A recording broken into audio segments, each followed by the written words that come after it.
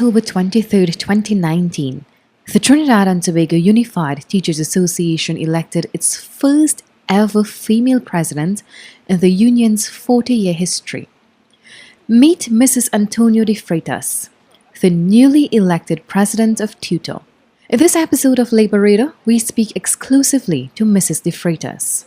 Pleasant good afternoon, Ms. de Freitas, and before we get any further, congratulations on being elected as the first female president of TTUTA. Thank you. How does it feel? It is still sinking in. I am still trying to wrap my mind around it. I mean, being president is one thing, but making that history is an awesome, I think, accomplishment. But it also feels good.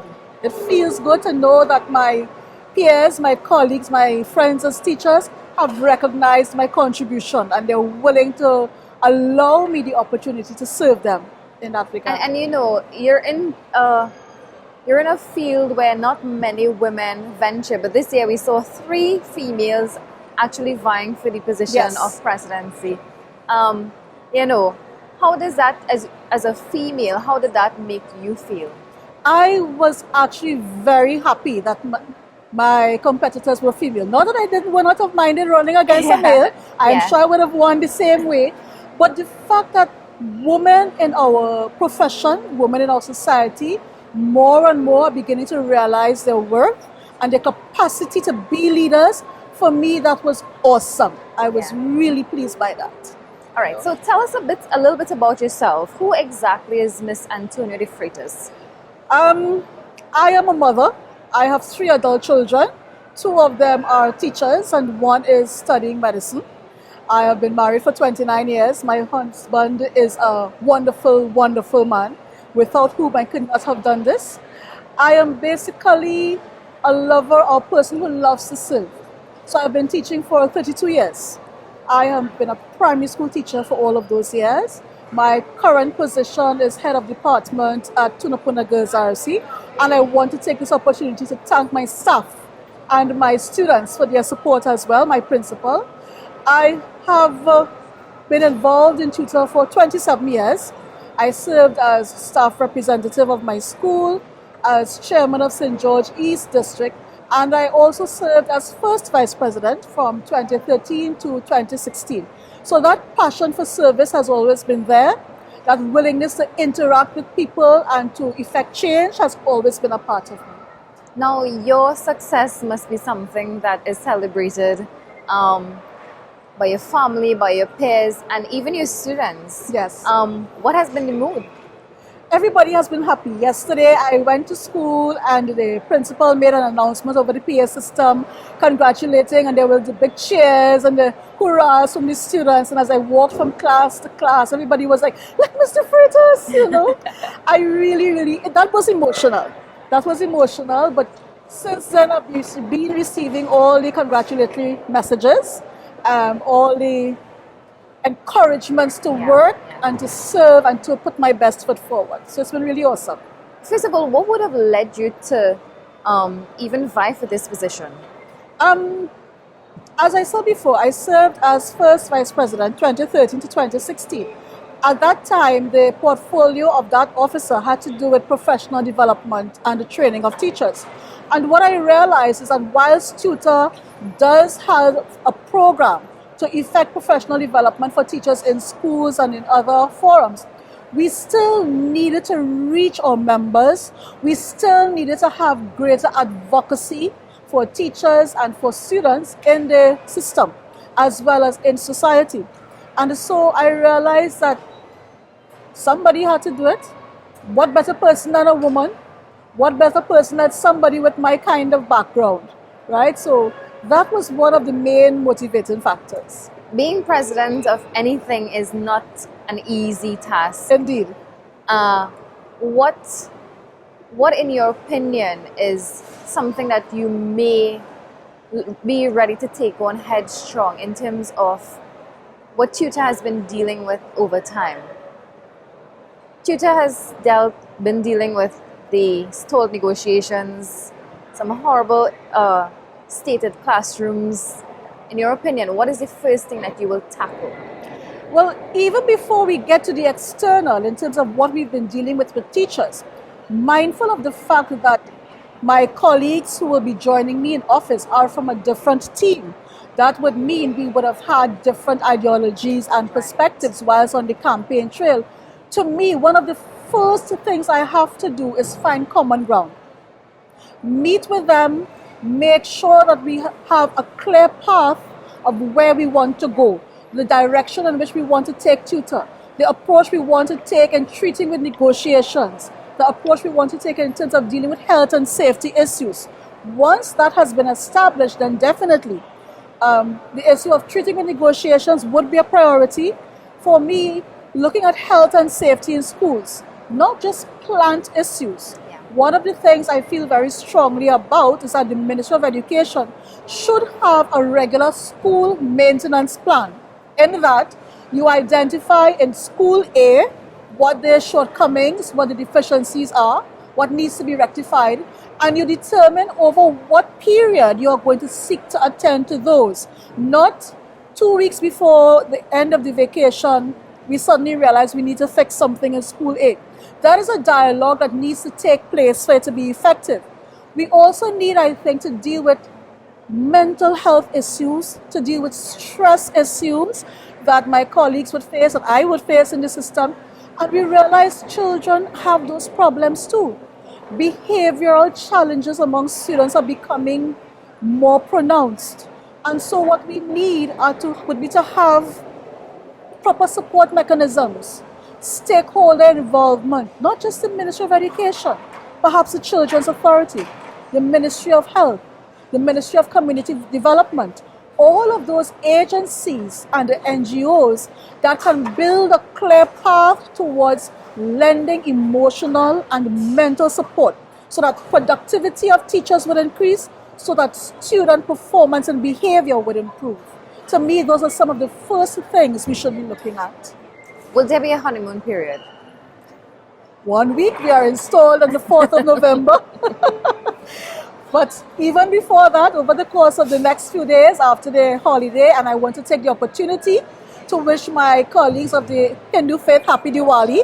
After that, during the course of the next few days, we would want to meet and treat with one another, have some preliminary discussion, so that after installation, we can hit the ground running. You are breaking history. You're the first female. I want to go back to that point. Many people may not understand how much of a victory this is, not only for you, but for women, and more so women of Trinidad and Tobago, because recently we've seen where women have just risen to the top. What are your words of encouragement to other young ladies who may be watching you and be like, I would like to follow in your footsteps? There is always need for a young woman, for a girl, to identify, first of all, how she values herself. What does she perceive herself to be? What are her strengths, and of course, what are her weaknesses? Any young woman wanting to succeed must first of all recognize that it starts with her, it starts within. So that the girl in primary school, the girl in secondary school must never let anybody, adult or child, dictate or tell them they are any less than. They have to be sure that they are the best that they can be, and therefore that is the standard by which they will live their lives, by which they will seek to make their academic and other accomplishments. That is the standard by which they as young women will strive to break the glass ceiling, strive to break history, strive to set goals that other people will have to follow. It all starts with you as the person valuing yourself. So I want to encourage that. As the incoming president, what do you bring to the table? As I mentioned earlier, I have the experience of having been in the primary school system for 32 years. However, As first vice president, I would have also had the opportunity to interact with teachers at all levels, from ECCE all the way to tertiary. So that gives me a background and an understanding of the issues that impact at those particular levels: ECCE, primary, secondary, special ed, technical vocation, and tertiary education. Additionally, my professional qualifications, which are mainly in human resource management and international relations, would have allowed me to develop particular leadership skills and competencies so that the communication, the advocacy, the issue of articulating what has to be done or how things should be done, those are strengths that I think I am able and willing to share with my colleagues. As a teacher yourself, what are some of the main challenges you all face? Being in the classroom, for me, I would have always been challenged by the provision of resources. Having furniture, which in itself sometimes doesn't always happen. Having furniture for your class, the blackboard, the benches, the tables, is one thing. Having the building is one thing. But the additional teaching, learning material, not just the textbooks, the charts, the resource material, the laptop or the computer in the classroom, and for those special needs children who are in mainstream schools, the teachers' aides, the additional material support. As a teacher, to me, those are things which constrain us tremendously.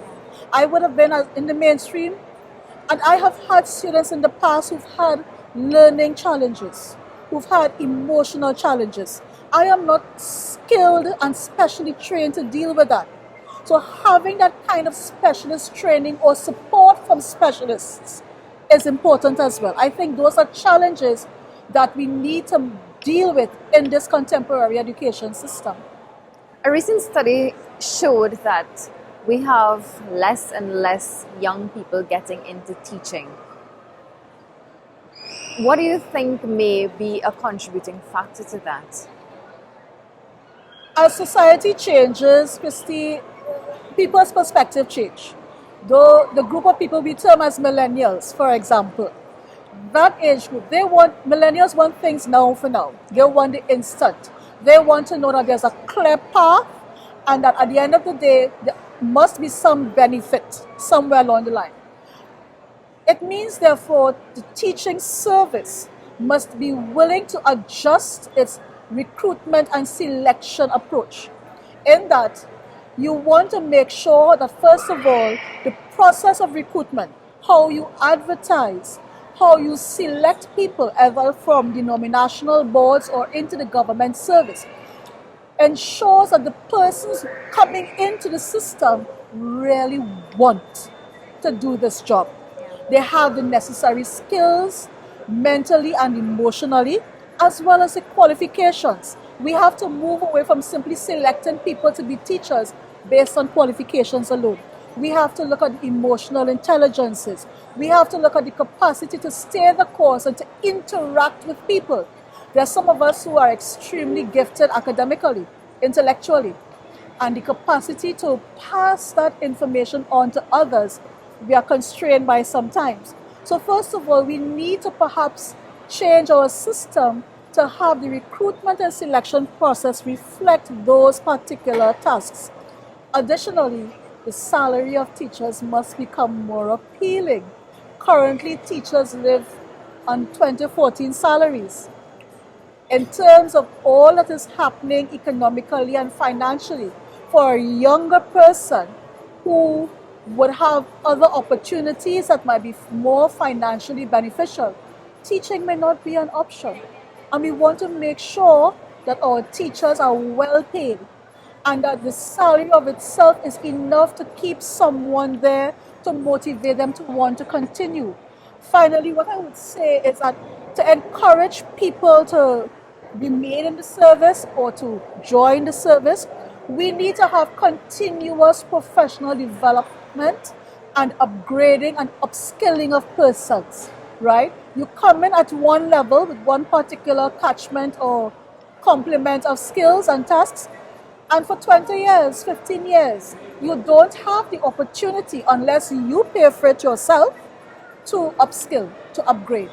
And my point is that the employer, the state, should create such opportunities for teachers. To me, with those three elements, the revised recruitment process, the upskilling and professional development, and the better compensation, we may very well see more persons wanting to become teachers and have that as a lifelong career. Let's talk a bit about your pre-election campaign. How did your campaign run in terms of, the Team Renaissance is, like you were mentioning to me just now, it's a new team to tutor. It is. So how did Team Renaissance came about? Well, there would always be persons in any organization who would want to change certain things. And the members of Team Renaissance, Hannah, Ronaldo, Sharida, Wayne, and Eric, were willing to partner with me to effect that change. So we would have had a common mission and vision, which would have been to reconnect the leadership with the membership. And to fulfill that mission, what we did, we tried to visit almost all of the schools in the country, Trinidad and Tobago. And I dare say we would have almost accomplished that. We met with teachers, we interacted with them, we listened to what they had to say. So that our manifesto, which is still available online, our manifesto would have reflected that. Now that my colleagues are not with me in office, but I have to work with a different set of people, it is left up to me to find a way to marry what we would have wanted to accomplish with what the new officers want to accomplish. So that at the end of the day, you still have a philosophy and the perspectives that will reflect what the majority of teachers across the country want to see. Tell me a bit about the new tutor team to be installed on the 31st. The officers to be installed would include myself, the president-elect. It would also include the 3 incumbent officers, the first vice president being Mr. Marlon Seals, the second vice president being Mrs. Curla Robertson Thomas, the third vice president being Mr. Darren Lehim. And then you would have 2 new members, Ms. Katie Beckles as General Secretary and Mr. Cuthbert Joseph as Treasurer. Again, teachers from across Trinidad and Tobago, primary and secondary school teachers, and I think once we have those initial discussions, we would form a very strong working group to serve teachers. Let's talk about women in trade unionism a bit. Many people see trade unions as a place that is male dominated. You rarely see females in it, but you've been there and now you're the president of a trade union of TTUTA in particular. Have you met with the other trade union leaders, or do you plan to meet with them anytime soon? Locally, there would of course be the willingness to meet. I must say, however, Trinidad and Tobago Unified Teachers Association, TTUTA, would have made history because the first female president of TTUTA would have brought the organization into that cohort of teachers' trade unions around the region, which have already had female presidents. Good. So I would have interacted with female presidents of teachers' unions from across the region consistently over the years. And so a lot of lessons that I learned from them in terms of the advocacy, in terms of being a strong person in the trade union movement in that male-dominated field, I greatly appreciate. However, I honestly believe, Christy, that a woman in trade unionism is nothing more than a strong woman standing up for what she believes in and being willing to articulate it publicly, right? We must never feel as women that we can't be part of anything like that. Trade unionism is often seen as aggressive and confrontational.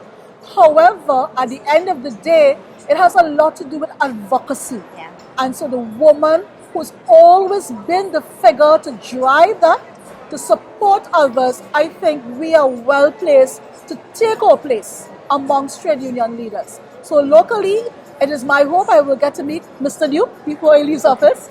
I will get to meet Mr. Roger and all the other union leaders in due course. I know he extends his best wishes to you as well. Thank you very much. In terms of going forward, you know, TUTA as a whole has been a body that many trade unions look up to, and they've actually set precedents. When you look at the recent march in Port of Spain, I believe it is, you know, the turnout for that march is something that it was overwhelming. You're talking here about thousands and thousands of people, and not just people, but teachers.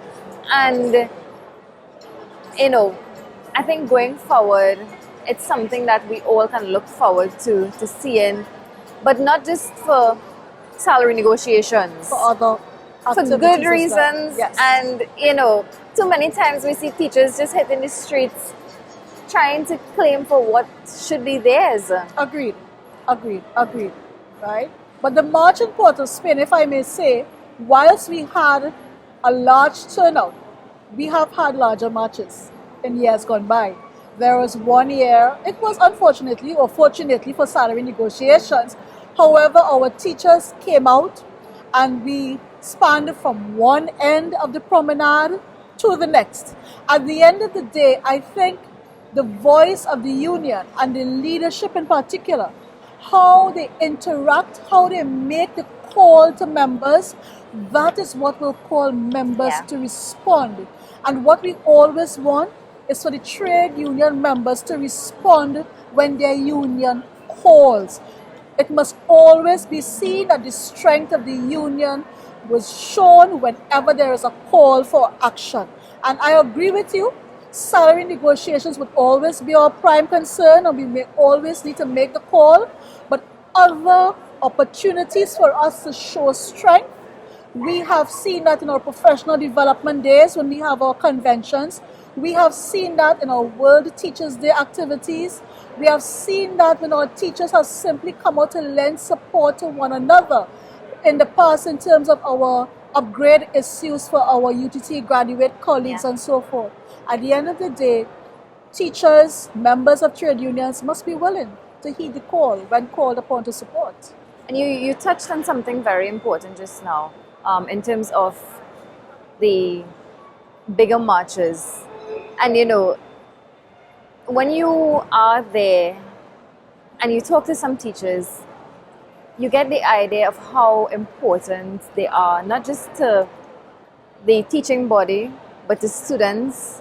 And it's often, you know, like, well, why don't they get what they rightfully deserve? And you know, coming from my end and being there and interacting with teachers, you'll often hear that it's the same cry over and over, that teachers need better salary and they need better working conditions.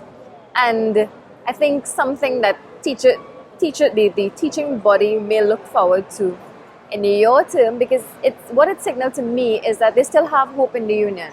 That's right. And that glimmer of hope lies within you now to carry out that task of settling negotiations. You know, what is your message to teachers out there? My message to teachers basically would be, look to your union. Stand by your union. Listen to when your union calls. But also, remember that as officers, we will be accountable. So hold us to account. Hold us to account for what we say we are going to do, and make sure that we do what we say we are going to do. At the end of the day, members pay their dues for representation. Members pay their dues to ensure that the union works on their behalf. And therefore, we as union, we as TTUTA have to make sure that we are strong, and rest assured that the officers will be there to serve teachers and to look after their interests at whatever time we need to do so. They have my word on that. All right, Mrs. Freitas, just before we wrap things up, let me get your closing comments.